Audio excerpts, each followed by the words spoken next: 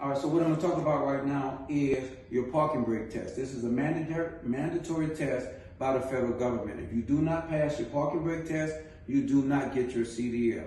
All right, so the easiest way to remember how to do a parking brake test is to give it an acronym. The acronym we're going to give it is PSALE, P-S-A-L-E. Under PSALE, the P is for parking brake test. That means you're going to do your parking brake test first. After the P is an S. The S stands for service brake test. Then you're going to test your service brakes. All right. Next, what you're going to do is you're going to put your truck in neutral. You're going to give it gas, build it up to 120, cut it off, so then you can check your air compressor. So if you remember this, if you remember that this test is very simple. There's two parts to your test. It is a physical brake test where you do your parking brakes and your service brake. And then you build up the air pressure and the air compression, and everything else is in your air compressor. Meaning you're going to check if it's leaking, then you're going to check to see if two sensors goes off. There's a sensor at about 60 PSI, and then there's a sensor at about 30 PSI. So I'm going to take you through the entire test, step by step. All right? Here's my PSALE. You go ahead and you put the truck in drive. Once you put it in drive, it's already running. And then we have two brakes. I start with the red brake. So you're going to take the red brake and you're going to push it in, and then you're going to give it a little gas. Your truck should shake. If the brakes are working, it should shake. Then you remove the red one, pull the red one out, push the yellow one in, give it gas again, and then your trailer should shake. After you do your parking brake test, your next test is your service brake. The only way you can check your service brake is if you move forward. You cannot move forward yet because you have one brake on. So at this time, you go ahead and push and make sure both brakes are pushed in. And then you put your hands lightly on the steering wheel. You give it a little gas. You roll up to 5 miles per hour, ensuring that your steering wheel is not pulling left to right. After that, you apply your foot to the service brake to see that the service brake works. You do that, it works. Now, we've checked both your physical brakes, tractor and trailer, and your service brake. Now it's time to check your air compressor. We cannot check our air compressor unless we build up air in the air compressor.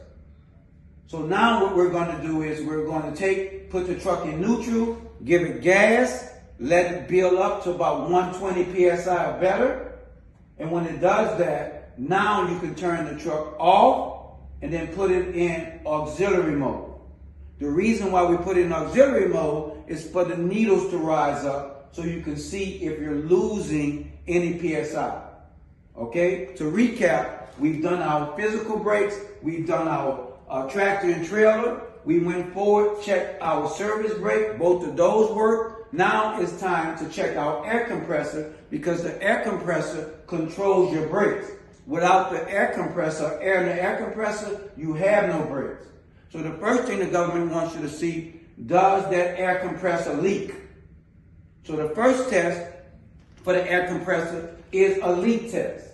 And this is how you perform a leak test, right? After you build your pressure, make sure there's at least 120 PSI in your air compressor. Now you will turn that truck off, and then you will put it in auxiliary mode, and then your gauges will rise.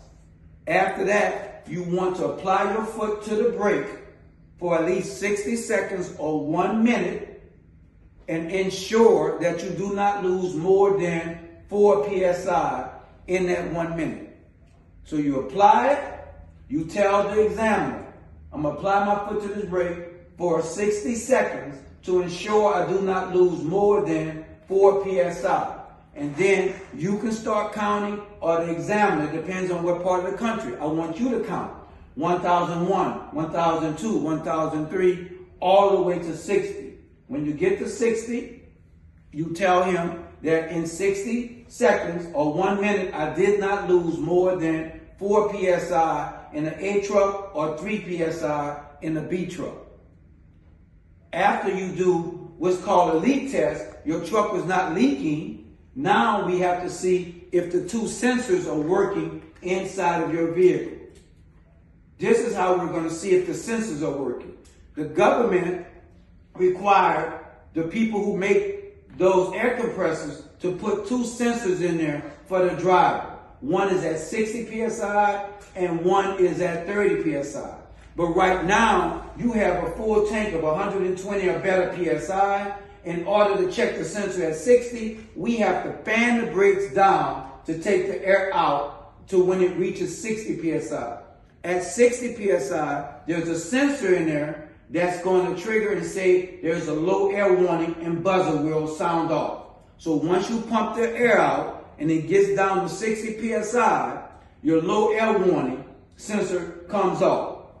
You let the examiner know my low air warning buzzer came on, but now I will continue to fan down between 40 and 20, which is 30, right? And at 30 PSI, that I've lost more than 75 to 80% of my air, my emergency brakes will pop out, letting me know that I've triggered, losing so much air, triggered my tractor and trailer brake to stop this vehicle.